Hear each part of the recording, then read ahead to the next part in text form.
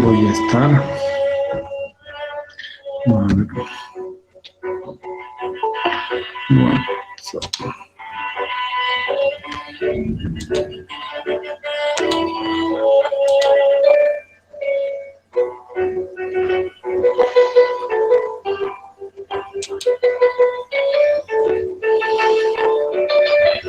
Buenas tardes, Licen. Buenas tardes. Ahora sí.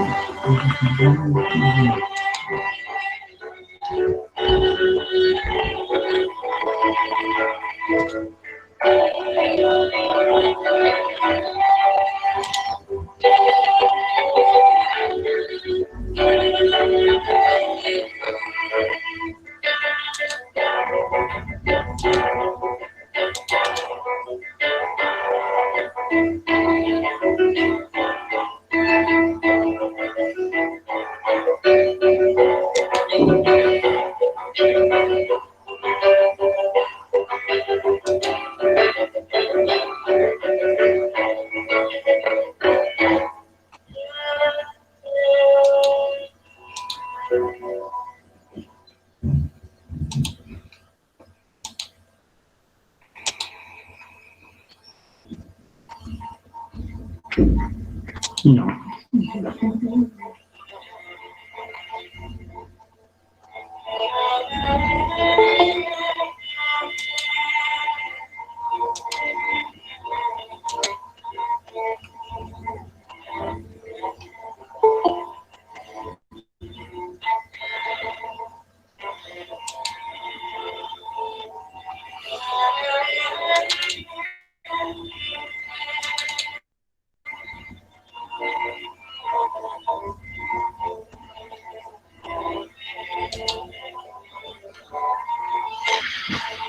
Ya, a ver, mientras aguantamos todavía la entrada de los compañeros, vamos repasando, ¿no? A ver, concepto de fuerzas productivas. Entonces, fuerzas le ponen y empezamos, ¿ya? A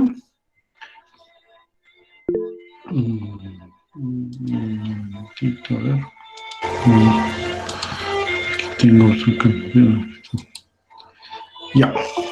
A ver. Listo. Creo que es nuestro primer campeón. A ver, está Jonathan Loza, ¿verdad? Sí, Jonathan es el primero. Licenciado. Campeón, cuéntanos, concepto de fuerzas productivas. Bueno, técnicamente las fuerzas productivas se relacionan a la fuerza de trabajo, que son las capacidades humanas, físicas o intelectuales para realizar actividades productivas. Uy, no, mi jefe lindo, estamos incorrectos. A ver, ya. Imposible, es lo David que Pombo. anoté. Uy, Licenciado. tienes que anotar mejor, jefe, pero son parte, las fuerzas de trabajo es parte. Vamos, David. Muy bien, buenas tardes, licenciado.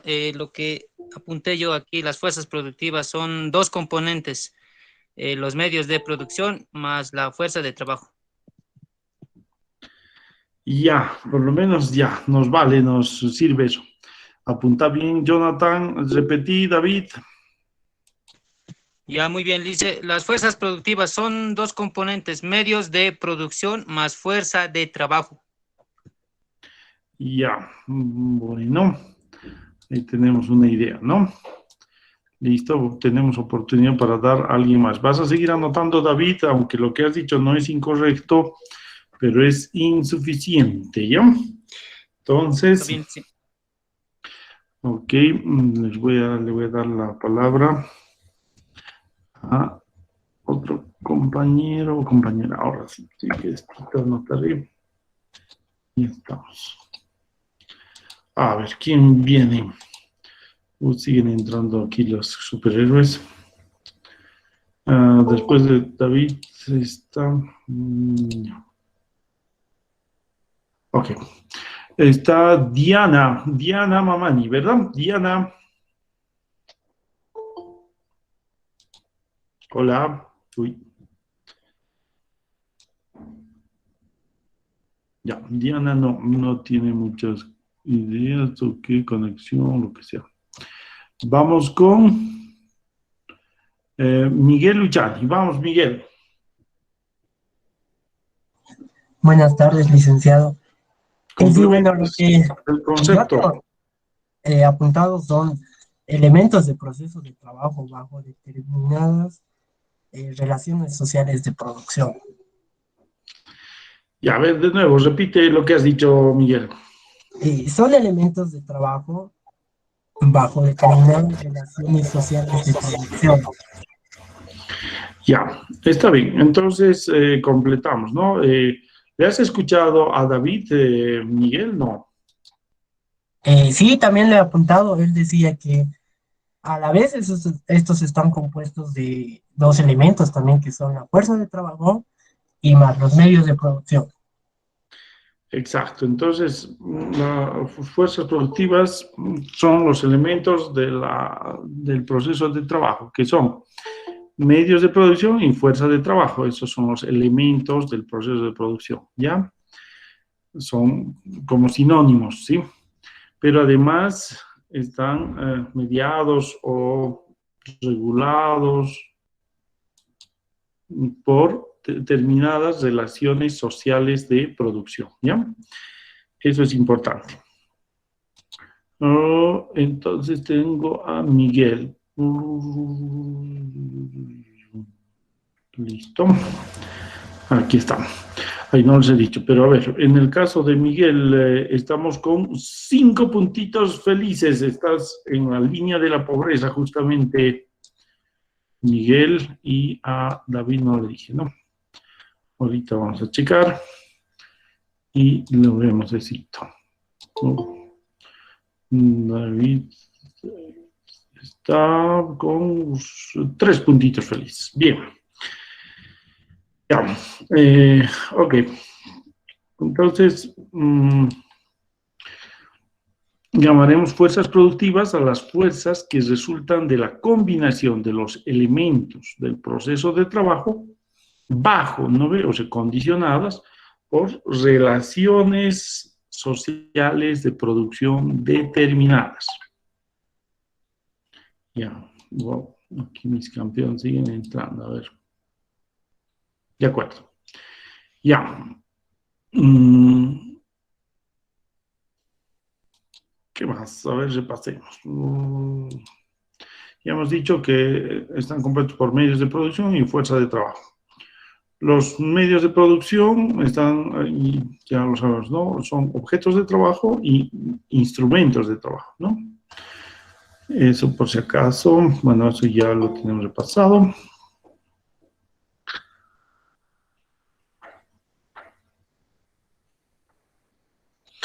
¿Cómo se mide el grado de desarrollo de las fuerzas productivas? A ver, medición no, le ponemos grado y empezamos, ¿ya? ¿Cómo se mide el grado de desarrollo de las fuerzas productivas? A ver, vamos. Grado, pónganle para diferenciarnos. A ver, grado. A ver, Jonathan, dale de nuevo. Venga, campeón. Ah, no, Jonathan Loza, ¿verdad? Sí, estamos bien. Lo tengo incompleto, licenciado. Creo que esta vez paso. Gracias. Ok, mi campeón. ¿Quién toca? A ver, le toca a Maribel. Maribel, Licenciada, buenas tardes. ¿cómo estás? Dale. Por la productividad. Ya por el nivel de productividad general de la sociedad, así podemos decir para no decir una... La palabra clave es esa, productividad, pero por el nivel de productividad media de la sociedad, así podemos decir. ¿Ya? Sí. Ok, anótatelo y anótenselo. Ya. Ya. Ok, estamos con Maribel. A ver, Maribel con Dori. ¿Cómo está esa su movida? Veo aquí. Maribel con Dori, estás con tu segundo puntito feliz. Bien. Ya.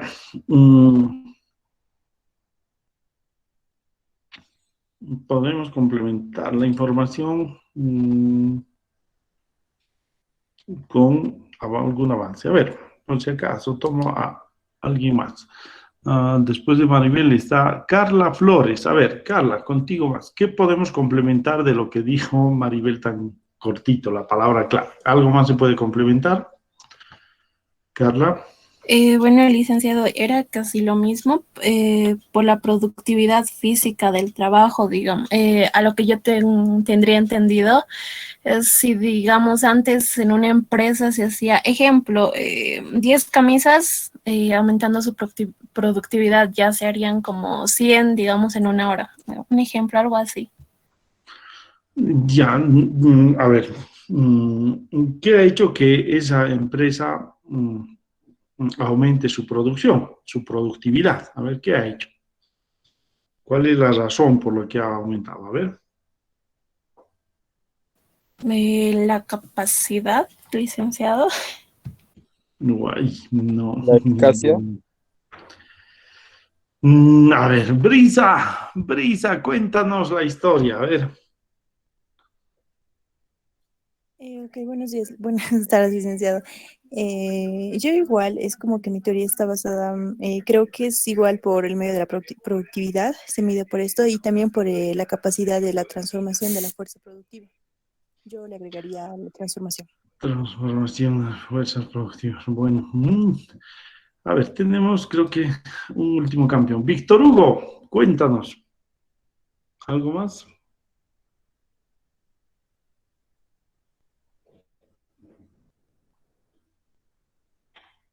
Uy, Víctor Hugo, no. Ya. Eh, sí, Wilder, no, pero no estás. Hay alguien más aquí. Después de Víctor Hugo, a ver, uy, no sé, pues es que está. Josette, ya, a ver, Josette, cuéntanos. Tal vez puede ser, licenciado, que la productividad es el nivel del desarrollo de la producción. Está bien.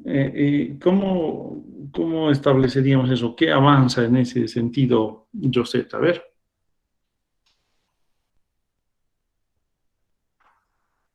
Hay Mm, un atisbo, te digo, no está mal, pero a ver, ¿hay un avance en qué?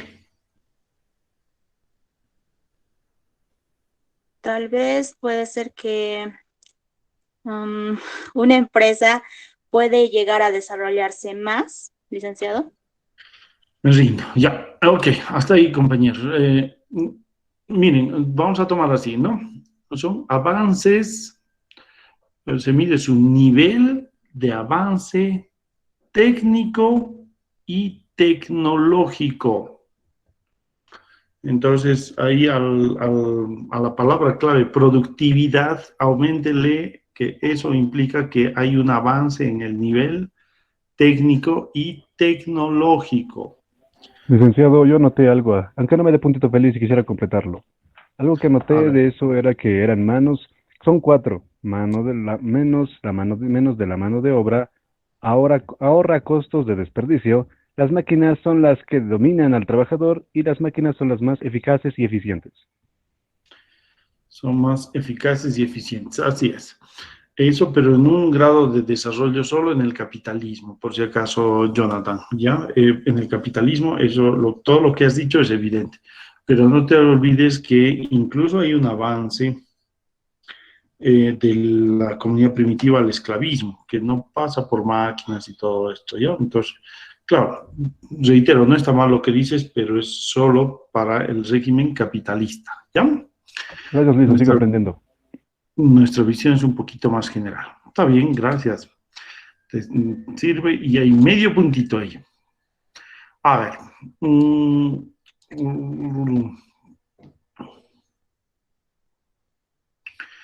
A ver, les voy a plantear. A ver, ¿a qué nos referimos cuando hablamos de socialización de las fuerzas productivas? Ahora sí, la palabra clave va a ser socialización. Vamos. ¿A qué nos referimos cuando hablamos de socialización de las fuerzas productivas?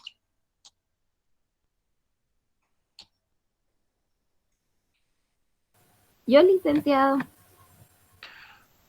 No, pues al chat, porque aquí yo leo el chat, mi jefa. Pero a ver, tengo a Magela y Brisilia, ¿no? Magela, vamos.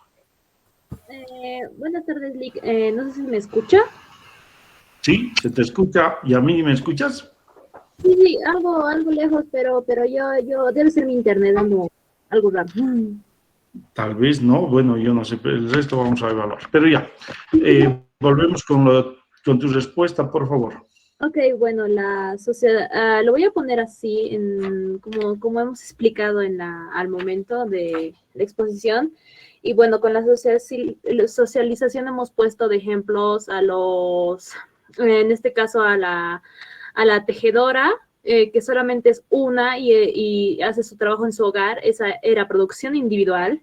Mientras que por otro lado son más tejedoras con maquinaria digamos, en un mismo lugar. Eso es producción social. Entonces ya nadie podría decir que este producto solamente lo hizo él, o sea, es solamente mío, porque han participado más personas. Entonces, digamos, la socialización se determina o sea, es menos, ya no puede ser de forma individual, es muy imposible poder ejercer acciones, o sea, fuerzas individuales, ya que estas no podrían prosperar. Sí o sí tendrían que ser sociales, ya que dependen de varios medios de producción, de otras ramas. Y ya, hay una aproximación ahí y está bueno. Ya, Ángela, a ver, ya me perdí un ratito, pero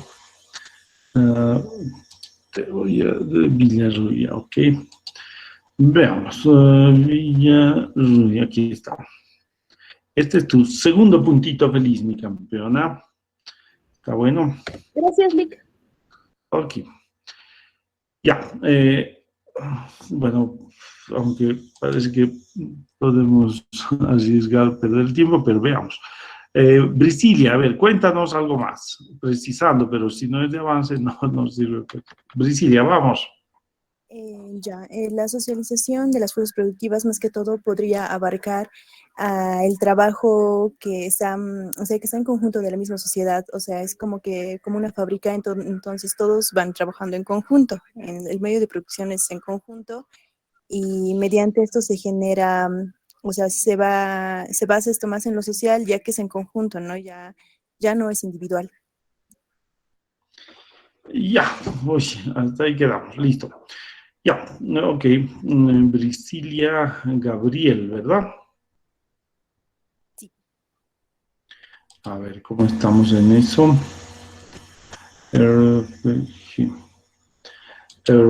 Este sería tu primer puntito feliz, campeona. Gabriel es tu apellido, ¿verdad? Sí, sí, licenciado. Ok. Ya, bienvenida al Club de los Puntitos Felices. Ya. Muy bien. Ya. Tenemos entonces que la socialización es un proceso, lo que explicaba un poco Jonathan, ¿no? Que con la incursión, sobre todo de las máquinas, el trabajo se ha hecho cada vez más colectivo e indiferenciado. Ya entonces hablamos de socialización cuando hablamos de trabajo colectivo, indiferenciado y especializado. Entonces no va a decir la persona, ay, yo soy el que he puesto este clavito o este chip o algo, no, sino que ya se ha ido especializando, cada uno atiende su fragmento de proceso productivo y en general sacan un producto colectivo, sea una polera, sea un celular, un automóvil, etcétera, ¿ya? Entonces la socialización... ¿Puedo aportar? Dale, dale, campeona. Licenciado, yo tengo entendido que la socialización de las fuerzas productivas es como usted decía, ¿no? Es una interdependencia de cada sector para lograr un fin común, algo que les beneficie a todos, ¿no? Es como cuando se fabrica, por ejemplo, digamos que pantalones. Entonces, una parte se encarga, digamos, de las telas, otro se encarga de los hilos, otro de los botones, y al final todos ellos socializan por un bien común, que es la producción de un pantalón, ¿no? En este ejemplo. Valiente, está bien, bien, Valeria. A ver, te doy oportunidad de ganar puntito feliz, Valeria, si me haces el ejemplo de la profesión de medios de comunicación. ¿Cómo sería en el caso de medios de comunicación la producción social? A ver. Producción social, audiovisual, más o menos, ¿cómo más o menos se refiere? Ya, producción social audiovisual, ahí está, ya, bueno, vamos.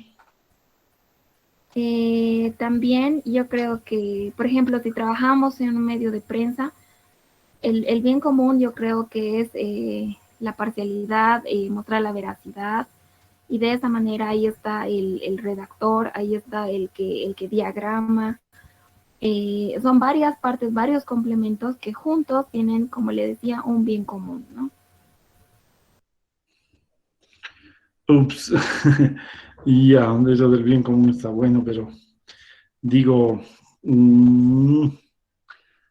ya, sí está un poquito complicado. A ver, Licenciado, ¿qué eso, cosa? eso se asemeja a las relaciones sociales de producción un poco, ¿verdad? Claro, no están ligadas o se están subordinadas o bajo determinadas relaciones sociales de producción. Sí, eso es así. Son como Pero disculpe, son como las relaciones sociales de producción, son las relaciones que se establecen entre entre los propietarios de los medios de producción y los productores directos en un proceso de producción determinado, básicamente algo así, ¿no? ya, ese concepto está bueno de relaciones sociales de producción, jefe. Pero, a ver, en cuanto a los medios de comunicación, lo que decía Valeria, bueno, que hay que ser ético, transparente, imparcial, ya, listo. Deli, pero estamos diciendo cómo operamos, ¿no ve? Porque hemos agarrado los pantalones en versión de Valeria y los hemos trabajado colectivamente, pero ahora, ¿cómo trabajamos colectivamente qué sería? La noticia, ¿verdad? Entonces, por ejemplo, la noticia, la hace, el cuate va, toma entrevista a alguien, no es un ministro, es alguien, no se sabe quién, pero alguien que es relevante seguro para la información, y lo lleva al canal o al medio, puede ser radial o televisivo o de prensa escrita, y él solito lo edita, y él solito no funciona así, ¿no? Los medios en general ya son colectivos. Hay un jefe de prensa y les dice, vayan a cubrir tal noticia. Ellos están cubriendo, llegan al canal, y le dicen, ya, me lo vas a hacer para 2 minutos. Eso a veces menos, ¿no? 1,5 minutos, a veces más, 3 minutos. El que ha hecho la cobertura tiene que cerrar eso.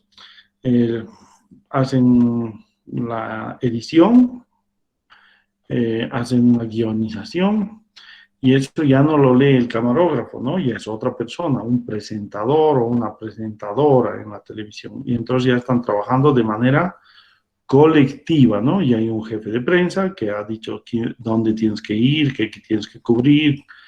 Y hay alguien que les dice, ya, las preguntas claves pueden ser estas, este es el tema, les dan parámetros de cuánto tiempo tienen que hacer esa noticia. Entonces, ya no haces pantalones, ¿no? Imagínate en comunicación, eso no. Pero haces una noticia. Una noticia es una información procesada ya, ¿no ven? Y es de manera colectiva. Unos han grabado, otros han hecho la pregunta, algunos han planificado el proceso, y alguien los va a presentar.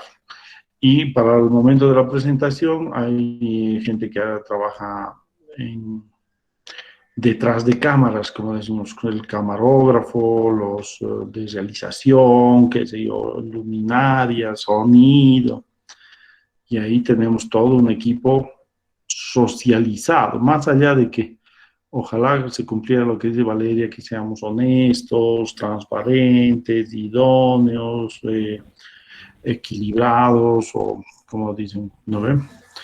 Bueno, esa parte genial, es como que el pantalón sea bueno, pero también hay productos que son manipulados, dirigidos, ¿no? Es decir, tienen otro carácter, ¿sí? Pero sea cual sea, si honesto, sea, digamos, ético o no ético el producto comunicacional, hay un proceso de producción ahí, ¿cierto? Ya, creo que estamos. A ver, tengo la ultimita, a ver, ¿qué tenemos aquí?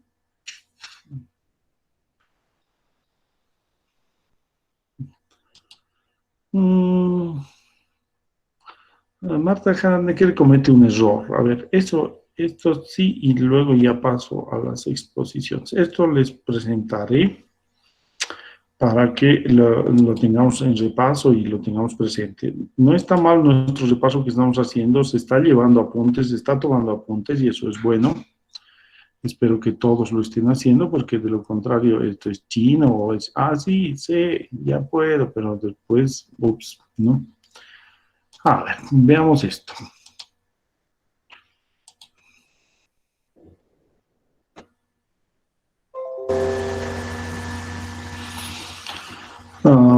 Marta Hartecker plantea un error históricamente determinado, ¿no? Si bien desde la época de la piedra, a ver, lo voy a crecer un poquito más, ahí estamos, creo que sí, ahí se ve mejor, ¿verdad? Se puede leer, ¿sí? Sí. Licenciado, se ve. Sí, licenciado, se está bien. Gracias. Marta Harnecker plantea un error históricamente determinado. Si bien desde la época de la piedra, ¿no veo? O sea, la comunidad primitiva, pasando por la era de los metales, la barbarie, que más o menos es esclavismo y feudalismo, pero antes de la creación de la maquinaria, ¿no? La fuerza de trabajo era el elemento más importante del proceso de producción. ¿Ya? O sea, sin fuerza de trabajo, o sea, sin esclavos, siervos, y en la primera época sin trabajadores manufactureros, no había proceso de producción. Y por eso decía Harnecker, es lo más importante, la fuerza de trabajo. Pero desde la aparición y generalización de la máquina, el trabajador se vuelve dependiente de esta, es lo que decía Jonathan, ¿no?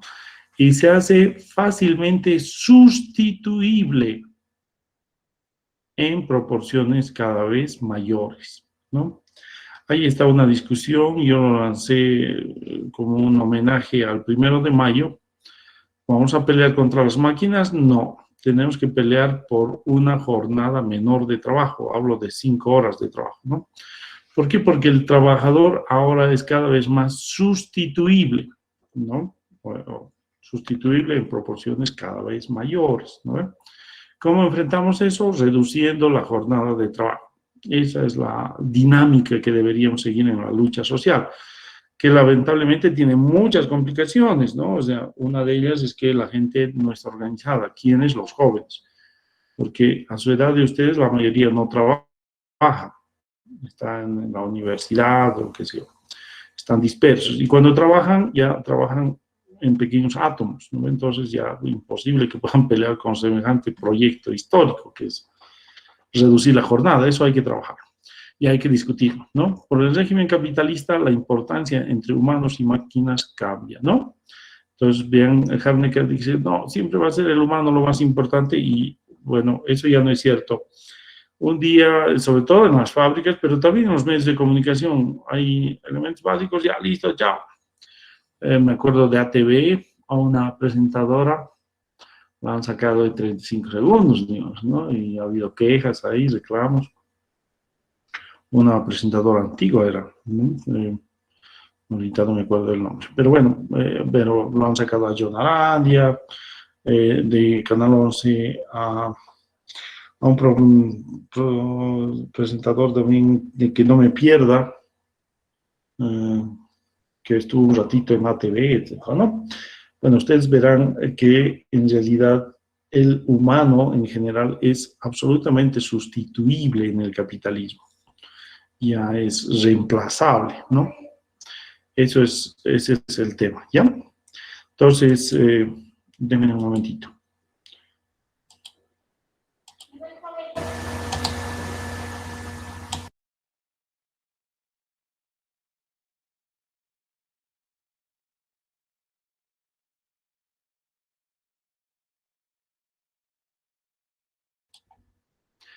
Ya, entonces, este es un elemento que no hay que dejarlo pasar y que es de análisis clave, ¿no? Ojalá fuera como en el pasado, como dice Harnecker, que el humano es lo más importante y eso ya cada vez es menos cierto, ¿no? ¿Qué más tenemos? Correspondencia y no correspondencia de las fuerzas productivas y las relaciones de producción, ¿no ve? A ver, concepto de relaciones sociales de producción, Jonathan, para todos. Disculpe, licenciado, en un momento lo tengo, los conceptos de relaciones sociales de producción. ¿Dónde estás, amiguito? Ah, aquí está, relaciones sociales de producción. También aquí, ¿quiere que diga lo que usted me dijo o quiere que ponga lo de Harlinker? A ver, los dos, ponle papazo, damos. Muy bien, de relaciones sociales de producción tenemos uno, que las relaciones sociales son las relaciones sociales son las relaciones sociales que se establecen entre los propietarios de los medios de producción y los productores directos en un proceso de producción determinado. Relación que dependen del tipo de relación de propiedad, posesión, disposición o usufructo que ellos establezcan con los medios de producción.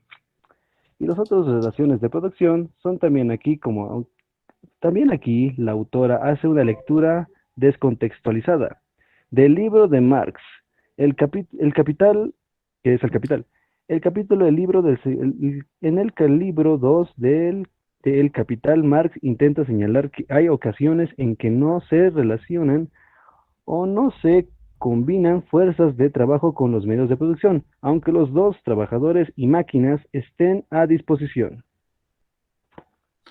Ya, ese es el caso de la crisis capitalista de producción. Pero está bien.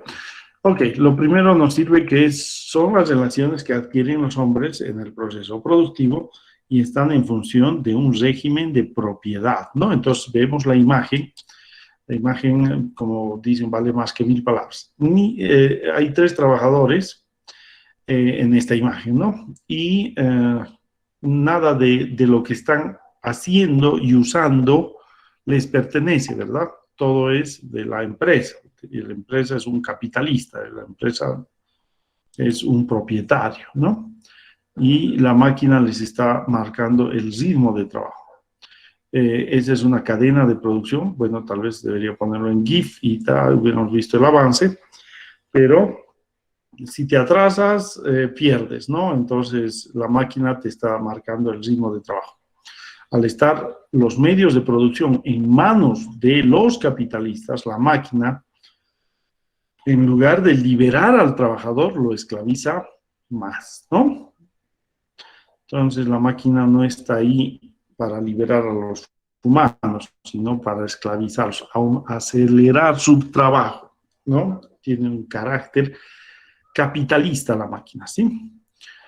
Eso. Ya, Jonathan, por si acaso, estamos con... Medidos conceptos, licenciado, serían 2 puntitos felices.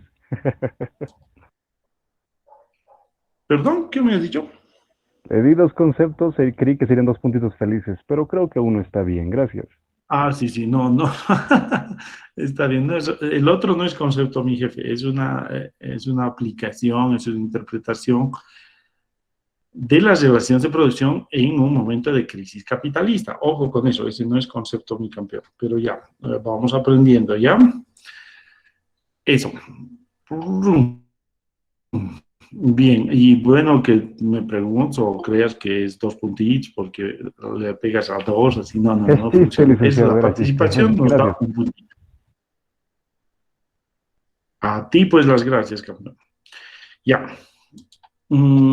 Entonces, hablamos en función de las relaciones sociales de producción, correspondencia y no correspondencia, ¿se acuerdan?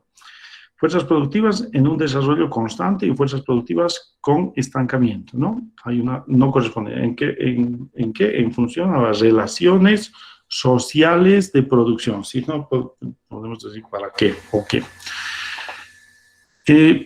A ver, les pregunto, ¿por qué no hay correspondencia entre fuerzas productivas y relaciones sociales de producción en el capitalismo?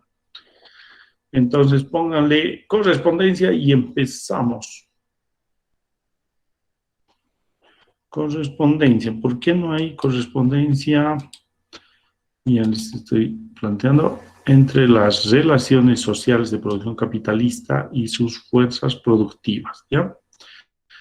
A ver, aquí dice reportajes, compañera, ya, no sé qué es eso, pero ya. Socialización y relaciones sociales, podemos decir relaciones. A ver, Vanessa, vamos, ¿a qué? ¿Qué? Ah, no, era sobre el concepto de relaciones sociales. Ya no sé qué era, pero ahora pondremos correspondencia entonces. Vanessa, dale, ¿qué querías decir? Perdón, licenciado, tenía el concepto de la anterior pregunta, Ah, ya. pero perdón, según dice la función de relaciones sociales de producción, si corresponde o no al capitalismo, yo creo que las fuerzas productivas sí son, sí tienen mucho que ver para el capitalismo, licenciado.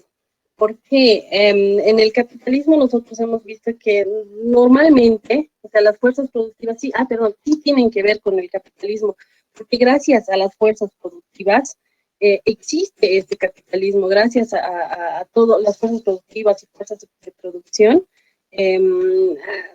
desgraciadamente han creado a los capitalistas, o sea, hemos logrado llegar a ese punto.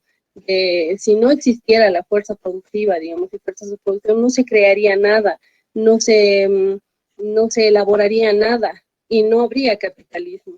Que gracias a las fuerzas de producción sí corresponden, digamos, a las fuerzas productivas.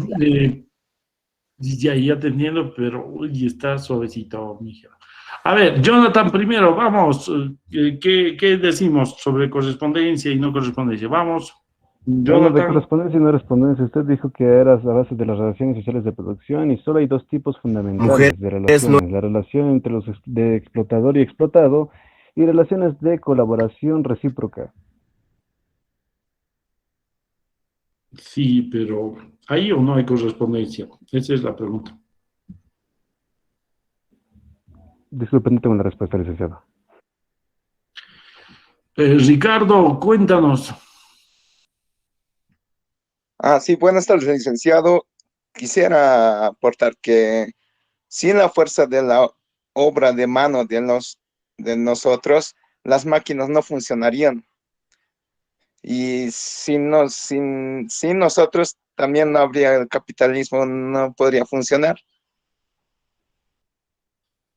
Ya, bueno, eso puede ser más o menos válido. Eso funciona muy bien en el campo, pues jefe, cuando vas al campo, los abuelitos, si los abuelitos no llevan a pastear a los animalitos, uy, se van a morir de hambre o qué será, se van a adelgazar por lo menos. Si el abuelito, no, el hombre de campo, el campesino, no va a arar la tierra, chao. En cambio, en la máquina, tú prendes un switch, ¿no ve? Y ya empieza a funcionar la máquina y el humano tiene que acompañar a la máquina. Ya, y si no ha venido el que acompaña a la máquina, los reemplazan por otro individuo, ¿no ve? Eso es un poco más, bueno, algo bastante diferente que lo que pasa en el campo. Ya, me rindo, pero miren, la complejidad del proceso de producción capitalista es que ya la compañía Vanessa dice, sí, sin las fuerzas productivas no habría capitalismo y el capitalismo ha dado empleo y lamentablemente ha permitido el progreso de la humanidad y tutti quanti. Es verdad, el capitalismo como toda forma de existencia, como ustedes, como yo, como todas las personas, tienen un nacimiento, un crecimiento, un desarrollo, un envejecimiento y una muerte, ¿no ve? El capitalismo lo mismo, sigue un ciclo, pues, no es eterno.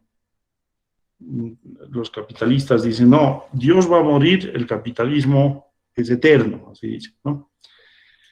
En cambio, nosotros sabemos que el capitalismo no es eterno y está en una fase de debacle, entonces es una no correspondencia. ¿Por qué? Y esa es la pregunta, porque miren ustedes, tiene un elemento muy contradictorio.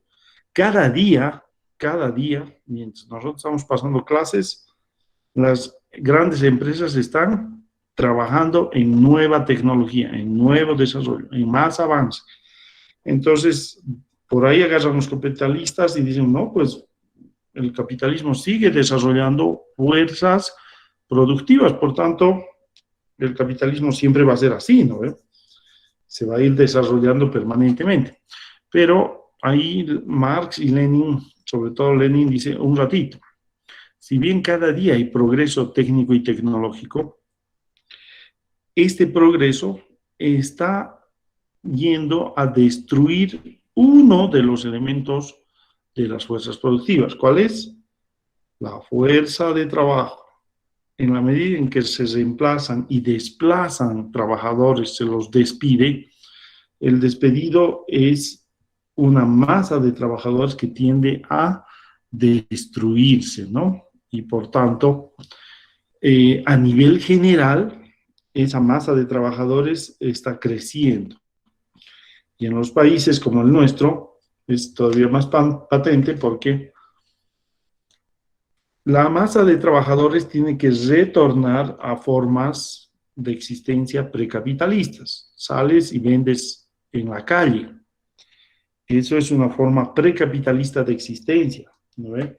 Ya no estás ligado a la gran fábrica, nada. Te haces tu pequeño tallercito, como hace 300 o 500 años, otra vez vuelves a tu taller y te llamas ya microempresario, te vas a llamar, ya no eres artesano, ya no te vas a llamar cuentapropista feudal, sino ahora te llamas microempresario, para darle un nuevo nombre a un viejo régimen de sobrevivir con maquinarias pequeñas, precarias, haciendo las cosas manualmente, pagando salarios muy pequeños, es decir, es reproducir el pasado.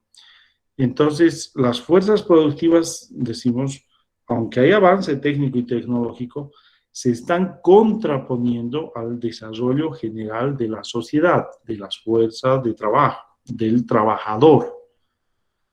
¿Sí? En esa medida, el capitalismo deja de ser tener correspondencia con lo que exige la sociedad. La sociedad, entonces, ¿hacia dónde va? A un trabajo cada vez menor, ¿no? Utilizando las máquinas para un progreso mayor, general, lo que llamamos, lo que llamó Marx, Engels, socialismo y comunismo, ¿no ve? Esta es la perspectiva histórica que está en este momento frenada, está siendo contenida, está en estancamiento por el capitalismo, que en cierta época fue muy progresista. En este momento es contraria al desarrollo. Ya. Miren, el papel de la ciencia en el desarrollo de las fuerzas productivas. Al estar la ciencia, la técnica y la tecnología al servicio del capital, es decir, de la ganancia, del lucro, se produce lo que genera ganancia y no lo que sirve a la sociedad. Y encima se crea una creciente masa de trabajadores desocupados. Lo que decíamos, ¿no? La ciencia sirve para producir, ¿qué cosa? Ahí está la imagen, ¿no? Armas, droga. ¿Dónde te pagan mejor? ¿O dónde les pagan mejor a los geniecillos europeos y norteamericanos? En las fábricas de armas. ¿Dónde pagan peor? En la elaboración de medicamentos, ¿no? Entonces, los geniecillos son atraídos hacia sectores destructivos de la sociedad, como la fabricación de helicópteros, tanques, cohetes, misiles y no sé qué, tutti quantis, que no van a permitir, y les aseguro, eso generar más tomate, más leche, más carne, sino por el contrario, esas armas van a erosionar la tierra, van a matar gente, van a liquidar pueblos, qué sé yo. Pero a eso se conduce el capitalismo porque el capitalismo es ciego, ciego en un sentido. No va en beneficio de la población, sino va detrás de la ganancia. ¿Ya? A esto último se refiere Marx cuando afirma que las fuerzas productivas en manos del capitalismo dejan de crecer y se van en contra de la humanidad en su conjunto. ¿Ya? Eso. Entonces, Harnecker, si bien subraya dos aspectos de la producción social, el origen cada vez más social de los productos en general y de los medios de producción en particular, ve el destino cada vez más social del producto, olvida mencionar la apropiación cada vez más centralizada del producto social en las arcas de unos pocos empresarios multimillonarios que son de los países centrales. Los grandes multimillonarios no están en Bolivia, en Sudán, en Tanzania, ¿no? Están en los países centrales del mundo, ¿no? Carlos Marx señala que la gran contradicción en el capitalismo es que la producción es social, ¿no? Todos trabajamos, pero la apropiación de la riqueza es individual, ¿no? Muchos obreros trabajan para generar riqueza, pero un solo empresario se apropia del fruto de esta riqueza generada por los trabajadores, ¿no? Millonarios, unos cuantitos, pobres, muchísimos, ¿no? Ok, creo que hasta ahí el repaso, ¿sí? Ya lo tenemos claro. Ok, paso ahora a las exposiciones, mis campeones. Tenemos, a ver, ¿quiénes están de expositores? A ver, en la segunda ronda. Segunda ronda, aquí está. Ya. Emily. ¿Estás, Emily? Sí, licenciado. Hola. Ok. Sí, Comparte pantalla y te asigno tiempo, por favor. ¿Ya? Continuamos entonces con la materia, la estructura económica de la sociedad, ¿verdad?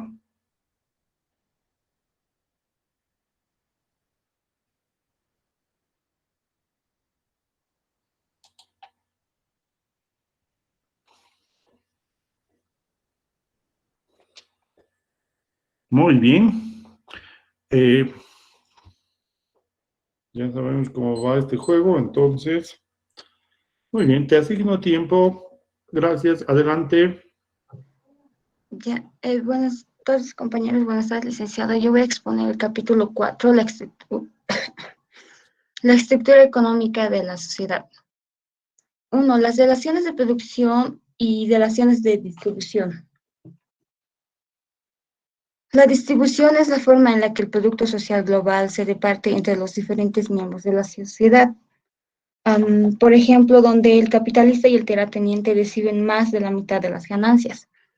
Por ejemplo, imaginemos que en un año han ganado 100 millones de pesos por la producción global, donde el capitalista recibe 30 millones, el terrateniente recibe 20 millones y el obrero y el empleado recibe 50 millones, donde ahí claramente se ve que reciben menos de lo que deberían de ganar, porque ellos dan su fuerza de trabajo. Y aquí nos hacemos 3 preguntas. ¿Por qué los capitalistas y terratenientes reciben una parte tan grande del producto cuando justamente ellos son los que menos trabajan? Bueno, esto es debido a que los capitalistas son los propietarios de los medios los propietarios de los medios de producción industrial y los terratenientes son los propietarios de la tierra. 2. ¿Por qué existe gente que tiene autos enormes, 2 o 3 casas, cuando por otro lado existen los que nada tienen? Bueno, esto es porque mientras la propiedad privada esté a manos de privados, siempre se van a oponer a una distribución justa, porque ellos van a querer ganar más que el obrero o el empleado. 3. ¿Acaso se debe a que los capitalistas, los propietarios son más inteligentes, mejor dotados, más trabajadores que los obreros y los campesinos? Bueno, en esta tercera pregunta hay una cierta razón, porque tanto el capitalista y el terrateniente tienen un conocimiento básico acerca de la distribución de las riquezas, porque ellos saben cómo hacer la repartición de riquezas entre ellos mismos para que ganen más que los obreros. 2. Relaciones de producción y relaciones de consumo. El acto de usar un objeto para satisfacer una necesidad determinada, no solo de alimentos, sino también de consumo de los tractores, por ejemplo, la máquina de coser y todo producto de industria extractiva en general. Y estos se distinguen en dos tipos de consumo, consumo individual y consumo productivo. En el consumo individual está el consumo directo de valores de uso por los individuos, ya sea en alimentos, artículos de vestir, autos, etc. El consumo productivo son los valores de uso que no son consumidos por la sociedad, sino intervienen en nuevos procesos de producción, como los medios de producción. Por ejemplo, el tractor es consumido prácticamente en la producción agrícola para cosechar o cultivar productos para el consumo. Y la producción no solo proporciona el objeto de consumo, sino también crea continuamente nuevas necesidades de consumo, como el objeto de consumo, la forma de consumo y el instinto de consumo. ¿Por qué? Porque el consumo es el que crea la necesidad de una nueva producción. Como se puede ver en la imagen, están produciendo alimentos, ya sea de sacarle la leche a la vaca o cosechar alimentos del suelo haciendo la agricultura. 3. Relaciones de producción y relaciones de intercambio. Bueno, es un fenómeno intermediario entre la producción y la distribución. Por ejemplo, cuando el hombre no produce lo que necesita para sobrevivir, intercambia su producto por otros productos necesarios. Esto antes se le llamaba en nuestra cultura el trueque, intercambiar productos por otros productos necesarios que necesitan para sobrevivir. 4. El papel determinante de las relaciones de producción. Un consumo, una distribución y un intercambio reglamenta igualmente las relaciones recíprocas. Como se puede ver en las imágenes, están intercambiando unos libros por unos zapatos o la carne de pescado por la carne del conejo. Y las relaciones de producción son las que definen el nivel económico. Eso lo dice según Marx. 5. La estructura económica y el concepto marxista de estructura. Se definen en dos conceptos, la totalidad y la estructura. La totalidad es aquel todo que está formado por un conjunto de elementos yuxtapuestos que no tienen ninguna forma. Y la estructura se refiere a un todo en el que los elementos no se yuxtaponen, sino se encuentran distribuidos en ella misma según una organización de conjunto. Pero Marx va más allá de una simple organización de elementos en un todo, porque los elementos del proceso de trabajo se encuentran combinados en dos relaciones fundamentales. Las relaciones técnicas, que están entre cooperación simple y cooperación compleja, y las relaciones sociales de producción, donde el hombre se relaciona con otros, dando una relación determinada para el carácter de los medios. Y en los elementos se encuentra la fuerza de trabajo del hombre y los instrumentos de trabajo. Eso es todo.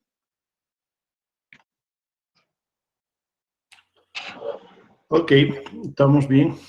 Bien, Emily. A ver, paso a las preguntas de rigor entonces, ¿ya? Tú sabes que en esta etapa ya hay preguntitas. Entonces, a ver, la primera.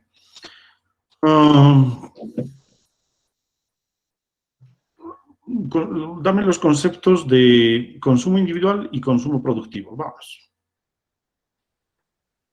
El consumo individual es donde el trabajador produce su propio producto realizando todas las operaciones necesarias. Por ejemplo, digamos que yo solita quiero producir unos muñequitos, tengo que comprar la silicona, la goma eva, los marcadores para hacer unos muñequitos chiquitos.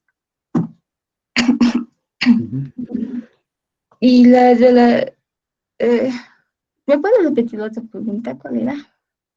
El consumo productivo, campeona. El consumo productivo.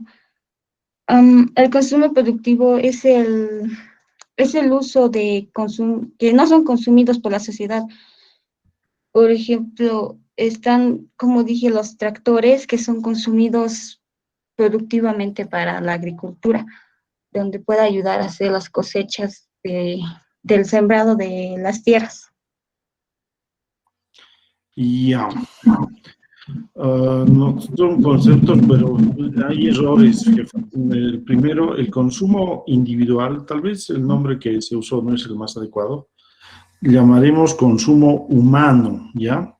Es el consumo destinado a satisfacer, y eso es para apunte, campeonas, campeones, es el consumo para satisfacer las necesidades humanas, ¿ya? El consumo individual, entonces, todo aquel consumo destinado a satisfacer las necesidades humanas. ¿Qué es eso? Alimentos, ropa, libros, un televisor, qué sé yo, tantos otros productos que satisfacen necesidades humanas, ¿ya? En cambio, el consumo productivo es aquel consumo destinado a generar nuevos productos, ¿no? Un tractor, por ejemplo, un tractor satisface necesidades humanas, no, ¿no? ¿Quién se hace sopita de tractor, Dios?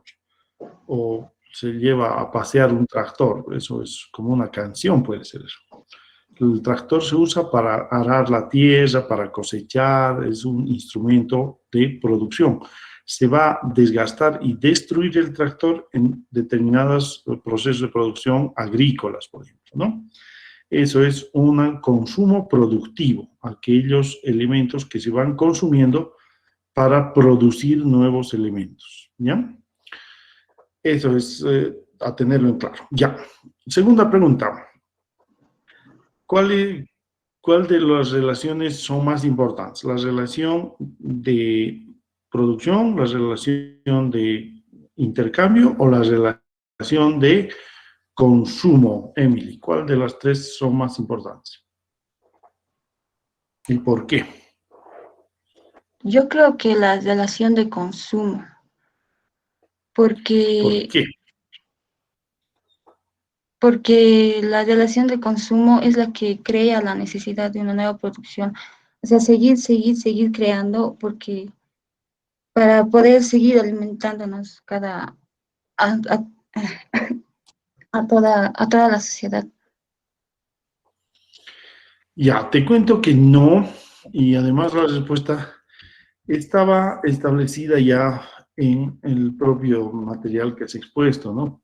La prioridad de las relaciones de producción es casi las últimas imágenes, el punto 4, si no estoy mal, que te dice que si no produces, ¿qué cosita vas a consumir? O sea, este es un elemento, digamos, de sentido común, ¿de acuerdo? O sea, yo quiero consumir, pero ¿qué cosa has producido? Nada, entonces no hay nada que consumir. Si no hay producción de naranjas, no vamos a consumir naranjas, así como sencillo, ¿no? Para hacerlo básico. Pero más allá de eso, que esta es la parte, digamos, más superficial del conocimiento, adentrándonos a la profundidad del conocimiento, podemos ver que tu capacidad de consumo está determinada por las relaciones de producción. ¿Por qué? Por todo lo que estamos exponiendo, pues. El capitalista se va a adueñar de la mayor parte de la riqueza producida por la sociedad y los trabajadores, ¿sí? Y la menor parte va a ser dada a los no propietarios de los medios de producción. ¿Quiénes son? Los trabajadores. Entonces, el trabajador está restringido a consumir lo que puede pagar, y lo que puede pagar es lo mínimo, ¿verdad? O sea, un trabajador no se va a vivir digo, el que gana el mínimo nacional no se va a vivir a Sopocachi o a San Jorge, ahí un departamento que están construyendo unas montañas de edificios ahí. No, hay que irse a el Alto, ¿no? Nuestra portita tiene que ser de calamina, latita, digamos, ¿no? Edificaciones medias aguas, a veces con alcantarilla, a veces no. ¿Por qué? Porque es lo más barato. La ropa, ropa usadita compraremos, digamos, ¿no? Porque la ropa nueva, ups, así, ¿no?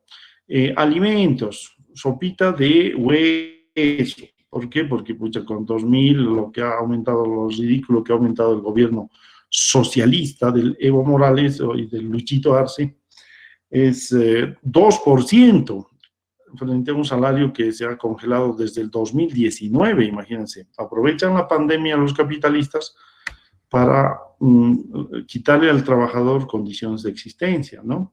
Entonces, ¿qué haces con 2.162 bolivianos, 66 bolivianos? Nada, ¿verdad?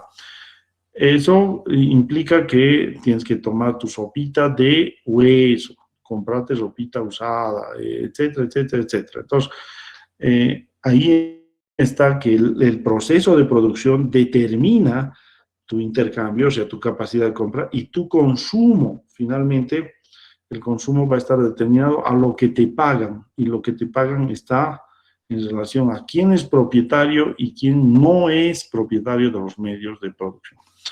Ya, entonces, por eso Harnecker, tomando las referencias de Marx, dice la relación más importante y que ordena el resto de las relaciones es las relaciones de producción.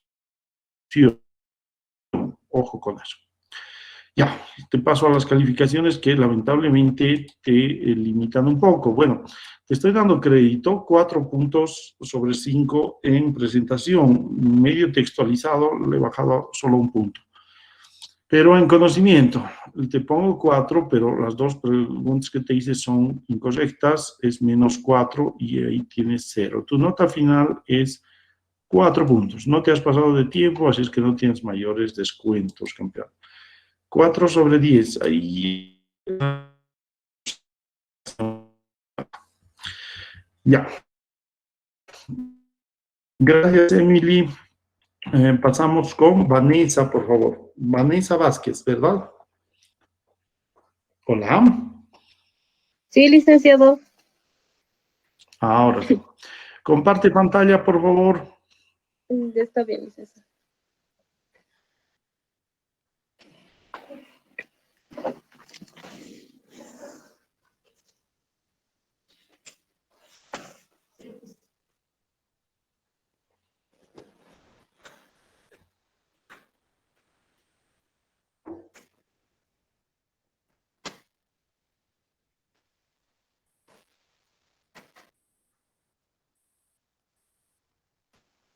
¿Se ve, licenciado? Ya está cargando, yo creo que sí se va a ver. Ok, ya lo tenemos en pantalla.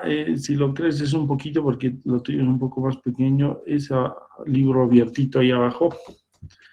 Y ya lo tenemos más. ¿Sí? ¿Se ve, licenciado? Se ve, campeona, como te digo, pero está, bueno, un poco más chico. Ya, vamos entonces, le pegamos el ritmo. Yo, dame un momentito, te asigno tiempo. Adelante. Ya, buenas tardes, licenciado. A mí el punto que me ha tocado exponer es la infraestructura y superestructura. Vamos a empezar con la infraestructura o base. Bueno, normalmente este punto ya lo hemos ido viendo desde el capítulo 1 hasta el 4. Hemos ido viendo qué es la infraestructura o base. En sí, esto es la base es la estructura económica de la superestructura. Esto está compuesto por qué, miren, está conformada por los medios de producción, las relaciones sociales de producción, las fuerzas productivas y las fuerzas de trabajo que contribuyen a la estructura económica de la sociedad. La base está formada, bueno, prácticamente está formada por los trabajadores y los recursos naturales y los medios técnicos que se tienen. La estructura económica es la base de todo edificio social, por eso también en vez de, bueno, se la llama base, por eso es en sí son los cimientos de la superestructura y de toda estructura económica, ¿verdad? Bueno, para Marx y Engels, bueno, en sí los dos han ido descubriendo que para estudiar a la sociedad no se debe partir de lo que los hombres dicen, o imaginan o piensan, sino de la forma en que se producen los bienes necesarios para la vida. Por eso es que se habla de las relaciones de producción y las fuerzas productivas. La superestructura. La superestructura se divide en dos partes, donde yo he visto. Son las instituciones jurídico-políticas y las formas de la conciencia social. ¿De qué estamos hablando con las instituciones jurídico-políticas? Estamos hablando de los aspectos jurídicos, normativos, aspectos institucionales, aspectos ideológicos. En las formas de la conciencia social, o sea, las formas de la conciencia social, ¿qué son? O sea, las formas de la conciencia social son en distintas formas de pensamiento social y cultural, como ser la música, el arte, la religión, la política, la educación, el deporte. Bueno, todo esto es un reflejo, prácticamente es el reflejo de la base económica, o sea, de la estructura económica, de la infraestructura. Así, las relaciones de infraestructura, no, perdón, según Stalin... Perdón, Vanessa, solo una precisión, no estás pasando tu diapositiva, te has quedado en la primera. Bueno, ¿Qué ha no sé. pasado, Ulises? Te cuento que no está pasando, compañera. Ay, no. Está ahí marcado, pero no se está reflejando en la pantalla. Está, como estás en la cuarta, digamos, te voy a cortar un ratito, diapositiva, pero en la pantalla central, o sea, congelado en la primera. Bueno, a mí me está pasando, no sé si alguien nos puede decir que es lo mismo. Ahora sí, recién ha pasado a la cuarta campeona, ¿ya? Creo que está muy lento, Ulises, porque estoy ahora otra vez en la primera. Ya. A ver. Bueno, volvemos entonces. Te vuelvo o sea, continuamos. Vamos.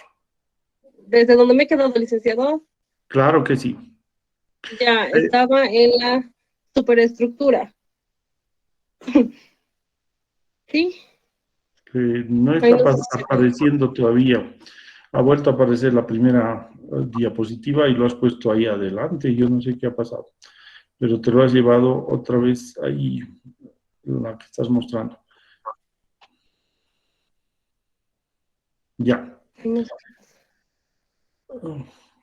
A ver, muestra otra diapositiva. A ver, permítame, licenciado. ¿Se ve, licenciado? Sí, esa se ve. Ya, ok. Ya. Entonces, desde aquí, la verdad, es la superestructura. No sé si usted se está viendo eso. Sí, se ve. Ya, a ver, ya, la superestructura. La superestructura, bueno, yo la dividí en dos, ¿verdad? Eso es lo que les estaba diciendo, es la superestructura ideológica, que la misión es justificar y convencer a la gente de la validez y necesidad del orden social establecido. Y la superestructura política, bueno, la ideológica, dijimos que ya nos hemos basado en la música, el arte, la religión y etcétera. Sí, con el pasar del tiempo hemos ido evolucionando y en pensamientos y también en tradiciones. A esto se refiere la ideología de la superestructura. Por eso es que nos referimos a las ideologías que vivimos, en la religión, el arte, y etcétera, ¿verdad? No quiero redundar. Y en la política, la superestructura política es el sistema de gobierno, el derecho, la política y etcétera, y también la policía. Ay, perdón. Según el texto, licenciado, esto, bueno, he ido viendo de que Althusser, no sé muy bien su nombre, Louis Althusser, si no me equivoco, ha sostenido que la ciencia es un fenómeno que no puede ser colocado bajo la categoría de la superestructura. También Stalin en un artículo dijo que tampoco estaban tomando en cuenta el lenguaje. ¿Por qué? Porque en la superestructura todavía para Marx y Engels ha sido una noción, es una noción problemática. ¿Y qué quiere decir noción? Que todavía no ha sido estudiada por completo, o sea, no está terminada de estudiar. Y dentro de esto, Marx y Engels, adelante, yo les había dicho al principio, que ellos se habían fijado en las fuerzas productivas, o sea, en lo que el hombre produce y en los materiales que son necesarios para su vida. Solamente eso. Y no y no toman en cuenta el lenguaje y tampoco la ciencia. No han tomado en cuenta eso Marx y Engels. Voy a intentar pasar. Bueno, ¿se ve, licenciado? Sí, se ve, no hay problema. Ya, gracias, licenciado. Bueno, a esto es a lo que me refería. La noción es una idea general, realmente es la noción que se tiene sobre la superestructura. Por más que tengamos bastantes maneras de poder estudiarla, esto no ha sido estudiado por Marx y Engels en su finalidad.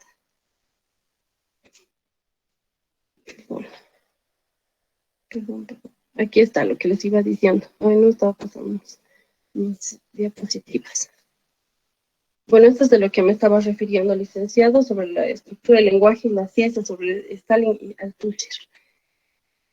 Las relaciones de infraestructura y superestructura, según la teoría marxista, es en la infraestructura donde hay que buscar un hilo conductor para explicar los fenómenos sociales que pertenecen a la superestructura. También es necesario recordar que en el momento histórico que estos autores escribían, existía una fuerte corriente idealista que atribuía o contribuía con la voluntad del pensamiento de los hombres, la causa de los fenómenos sociales, despreciando el papel de la vida material.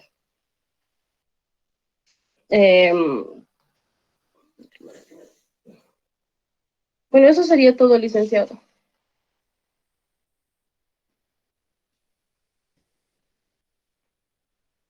Ya, de acuerdo. Te he considerado el tiempo porque, bueno, ha habido dificultades ahí en tu presentación. ¿Ya? A ver, vamos con las preguntas. Primero, ¿por qué se divide estructura de infraestructura o de superestructura? ¿Por qué se divide base de superestructura? A ver. La base se divide bueno, es base y superestructura porque la base está conformada por los medios de producción, las relaciones sociales, las fuerzas productivas. En sí, la base es lo que hace a la superestructura, es por eso que se divide. Gracias a la base y a la economía y a los medios de producción, los trabajadores, fuerzas productivas, es porque se crean, digamos, la policía, la política, la religión, bueno, dentro de todo, ¿no? La ideología, la religión, la música, el arte, y etc. La base es el cimiento de la superestructura, por eso es que se separan, licenciados. La base está conformada por medios de producción y la superestructura está formada por la ideología. Ya, hay que precisar que sí, la base son los elementos objetivo materiales de la sociedad, ¿ya? Objetivo material de la sociedad, medios de producción, fuerza humana, ¿no? Lo que constituye, ¿qué cosa? Las fuerzas productivas. No lo has planteado con esa precisión, pero bueno, te ayudo y es fuerza de trabajo, ¿no? Y claro, medios de producción más fuerza de trabajo hacen a las fuerzas productivas, pero en base a determinadas relaciones sociales de producción. Ya. Ok, la base entonces son objetivos materiales, ¿no? Y las superestructuras son relaciones ideológicas, ideales y de pensamiento que sostienen a una sociedad, sus creencias y convicciones, lo que nos siembran en la cabeza, ¿no? Eso es la superestructura. Ahí te pregunto entonces, ¿por qué Marx afirma que, lo vamos a ver después, pero ya está para adelantar, Marx afirma que las ideas dominantes de una sociedad son las ideas de la clase dominante, así como un enredo, como una especie de acertijo, ¿no? Porque Marx plantea que las ideas dominantes de una sociedad son las ideas de la clase dominante. A ver, ¿por qué? Las ideas ¿Me puede repetir, Lice? A ver si le he entendido bien. Las ideas más relevantes de la Dominantes. sociedad, dominantes. Las ideas dominantes de la sociedad son las ideas de la clase dominante. Así, a ver, ¿cómo lo interpretas? Yo creo que sí, las ideas sí son las ideas dominantes de la sociedad, porque por ahí partimos, licenciado, porque si porque los que están arriba o por los que están, ¿cómo se dice? Los que nos dominan o los que dominan a la sociedad, si no escuchan o si no escucharan o no ven lo que pasa con la sociedad, no estarían donde están, o sea, no podrían dominarnos.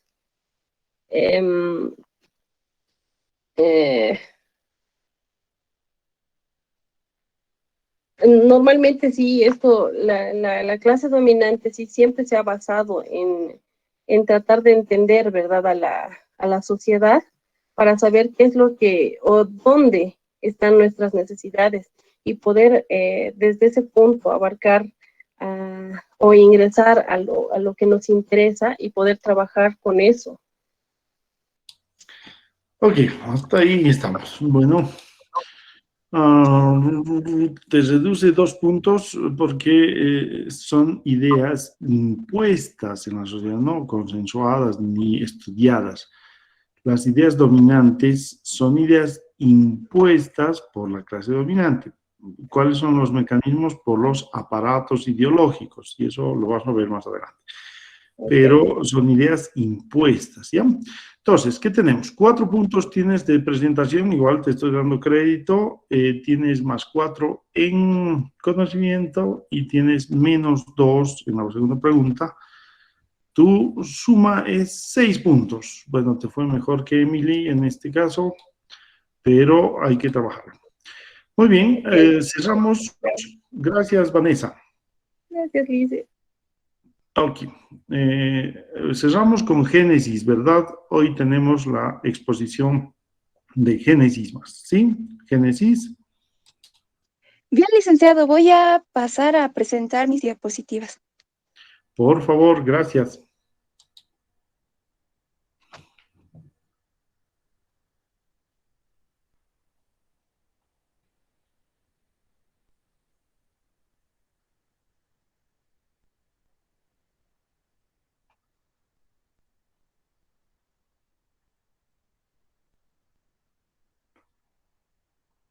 Ya nos estamos viendo, pero si lo puedes crecer un poquito con los libros, excelente. Ahora sí, listo, te asigno tiempo y empezamos, ¿ya? Muy bien, Adelante. licenciado. Muy buenas tardes, licenciado. Buenas tardes, compañeros. Bueno, en esta oportunidad yo voy a abarcar el capítulo 6 del libro, ¿no?, de Martha Harnecker, que hace referencia a la estructura ideológica. Como primer punto tenemos introducción. Según Marx, la sociedad tiene 3 niveles. Un nivel económico, un nivel jurídico-político y un nivel ideológico, donde la ideología está presente en todos los niveles porque cohesiona a los individuos en sus papeles, en sus funciones y sus relaciones sociales, estando presente en todos los actos y gestos de los individuos. De esta forma, todo lo vivido está marcado, ¿no?, por la acción de la ideología a través de percepciones tanto de las cosas y del mundo. Pasando al punto 2, tenemos el contenido del nivel ideológico. Es una realidad objetiva indispensable a la existencia de toda sociedad que está formado por 2 sistemas. Uno de ellos es, ¿no?, los sistemas de ideas, que son representaciones sociales, que abarcan ideas que no son representaciones científicas del mundo, sino están llenas de elementos imaginarios que expresan deseos, esperanzas, tal vez nostalgias, que pueden transformar la conciencia, la actitud o la conducta de una persona. Los sistemas y actitudes y comportamientos son hábitos, son costumbres y tendencias que expresan determinadas ideologías como por ejemplo, ¿no?, los hábitos de trabajo. Pasando al punto 3, tenemos la ideología y clases sociales. Acá podemos decir, ¿no? Que en una sociedad de clases, la ideología determina la relación de los hombres entre ellos y su división en clases como algo muy natural. Entonces, la ideología ejerce sobre la conciencia de los explotados para que acepten como algo natural su condición. Y obviamente también ejerce sobre la clase dominante para que acepten su condición, ¿no?, de dominio y explotación como algo natural. Pasando al punto 4, tenemos la ideología y estructura. Las ideologías solo son entendidos a través de su estructura, que determina su significado y su función, donde las representaciones, imágenes, señales, solo son un sistema que da sentido a la estructura. Pasando al punto 5, tenemos regiones ideológicas.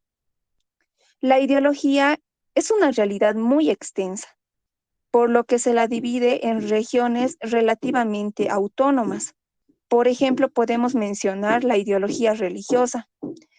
Estas regiones relativamente autónomas, así como surgieron, también pueden llegar a desaparecer o confundirse, como ocurre, ¿no?, en la actualidad con el socialismo y el comunismo.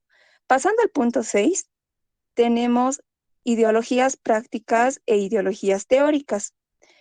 Pueden existir regiones de la ideología bajo una forma no teorizada, no sistemática, a base de costumbres, tendencias, gustos y prácticas, o también pueden existir, ¿no?, bajo una forma sistemática y reflexiva, a base de teorías como la teoría moral, la teoría política, entre otros. Pasando al punto 7, tenemos tendencias ideológicas. Así como existen clases dominantes y clases dominadas, también existen tendencias ideológicas dominantes y tendencias ideológicas dominadas. Así podemos decir que las diferentes tendencias ideológicas expresan las representaciones de las diferentes clases sociales. Pasando al punto 8, tenemos el origen del carácter deformado y falseado de las representaciones ideológicas.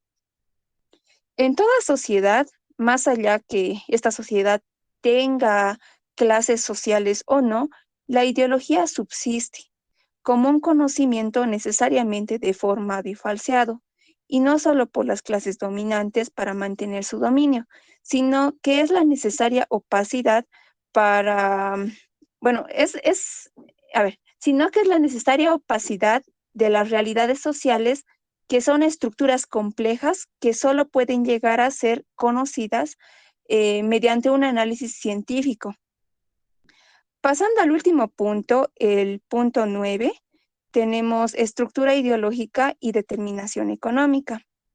Las ideas no determinan el comportamiento de los hombres, sino lo que determina es la forma que participan en la producción de bienes materiales.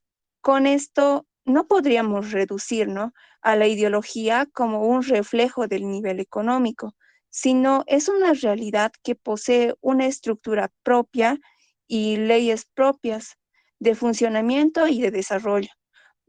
Aquí podemos dar un ejemplo, ¿no? La pobreza o riqueza filosófica de un país no depende si el país es pobre o rico económicamente, sino de la pobreza o riqueza en la materia filosófica. Gracias. Gracias, Génesis. Dos preguntitas. A ver, se desarrolla el fenómeno ideológico en la sociedad. ¿Por qué se desarrolla? O sea, ¿por qué crece? ¿Por qué se va haciendo un aparato ideológico? ¿Cuál es la razón? Licenciado, perdón, no le escuché muy bien, le he escuchado súper entrecortado. No sé si pueda volverme a repetir la pregunta, por favor. Claro que sí. ¿Por qué se construye un aparato ideológico en la sociedad? Esa es la pregunta. Bien, licenciado. Bueno, como sabemos, ¿no? La ideología es un conjunto de ideas que pueden caracterizar a una persona y en este caso, reflejándonos, ¿no? En la sociedad, caracteriza a un grupo de personas.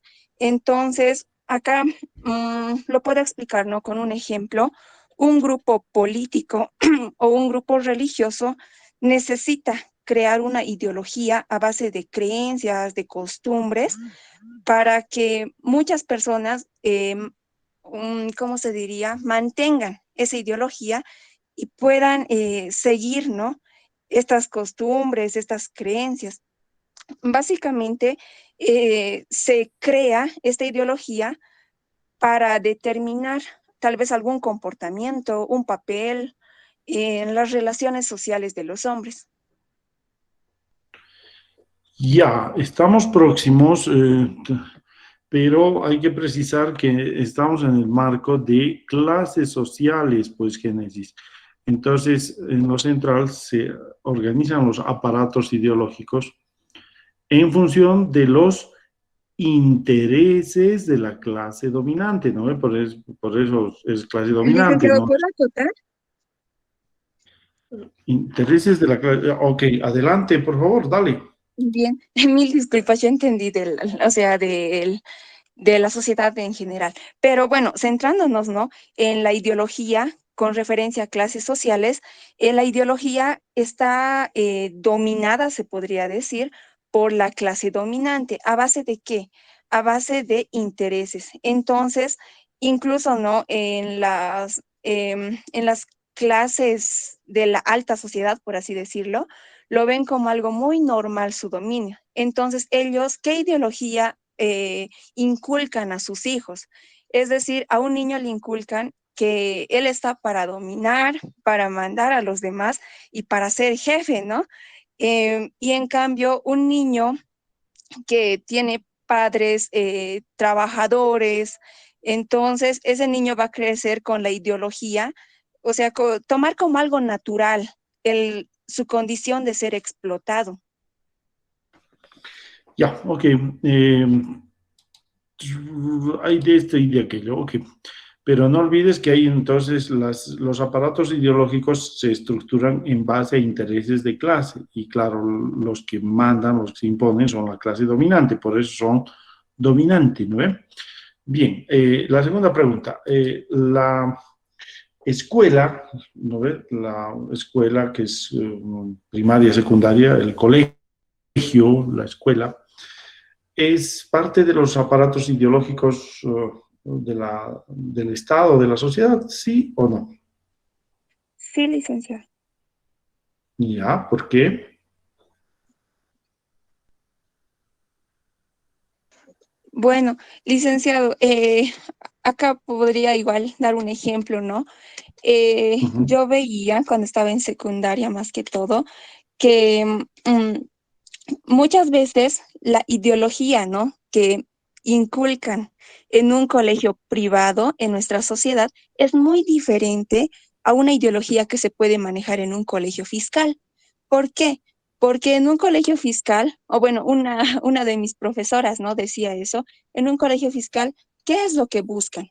Buscan superación, pero no tanto como para, qué sé yo, ser propietario de una empresa, sino para llegar a algo más, no sé, un nivel técnico, tal vez universitario, pero siempre siendo como sometidos por una clase superior. En cambio, en un colegio privado se inculca otro tipo de ideologías, como que siempre, ¿no? Como ya los padres, bueno, la mayoría de los padres que sus hijos están en colegios privados, em, tienen más recursos económicos. ¿Y eso por qué? Porque muchos de ellos son propietarios tal vez de alguna empresa. Entonces sus hijos no tienen ¿cómo decir? Su objetivo a trabajar para alguien más, sino su objetivo siempre va a ser tal vez heredar las pertenencias de su padre o tal vez generar sus propios recursos, pero siempre en el marco de ser jefes y de explotar. Ya, mi campeona, no te voy a reducir puntos en esta última pregunta, Porque, bueno, sí, se educa de acuerdo a cómo se gobierna. Franz Tamayo, ya, nuestro pensador boliviano, Franz Tamayo. Se educa según cómo se gobierna. Y claro, en las escuelas fiscales, si sabes matemáticas, sociales, lenguaje, ciencias, química, está bien, no está mal eso. Pero lo importante es que aprendas qué cosa, a ser aseado, disciplinado, puntual, es decir, te educan para ser parte de una maquinaria capitalista, ¿no? La currícula encubierta se llama eso. Entonces, el colegio no está ahí para enseñarte física, matemáticas, lenguaje, que digamos es como el pretexto, ¿no? Pero lo central es que te educan para ser disciplinado, obediente, sumiso, responsable. Entonces, y eso en los colegios privados también está presente. ¿Ya? Entonces, ahí la currícula que es un aparato ideológico también de la propia educación, ¿no ve? Entonces, ahí puede haber más rupturas en los colegios fiscales a veces, a través de los profesores, etcétera, pero en general hay una cultura de educación, casi de domesticación social, podemos decir, ¿no? Otorgada precisamente por el régimen. El capitalismo no necesita gente pensante, digamos, sino necesita gente disciplinada, ordenada, sumisa, etcétera, ¿no? De ahí viene. Ok, tu puntuación, campeona, 5 puntos de presentación, está bien, buena presentación. Igual, tuviste 5 puntos en conocimiento, pero te reduje un punto en la primera respuesta y como te dije, no te he reducido más nada en la segunda respuesta. Total, 9 sobre 10, campeona. Ya, no está mal tu calificación, ha faltado precisar unos centavos ahí. Bien, gracias. Ahora hasta ahí llegamos, compañeras, compañeros. Estamos el día jueves, ¿verdad? El jueves estamos con Stephanie y... ¿quién más tenemos? Y Cristian, ¿no? Josette. Uy, ahí está. El jueves. Listo. Gracias. Hasta ahí entonces, compañeras, compañeros. Estamos bien. Chao, chao. Hasta el jueves. Gracias.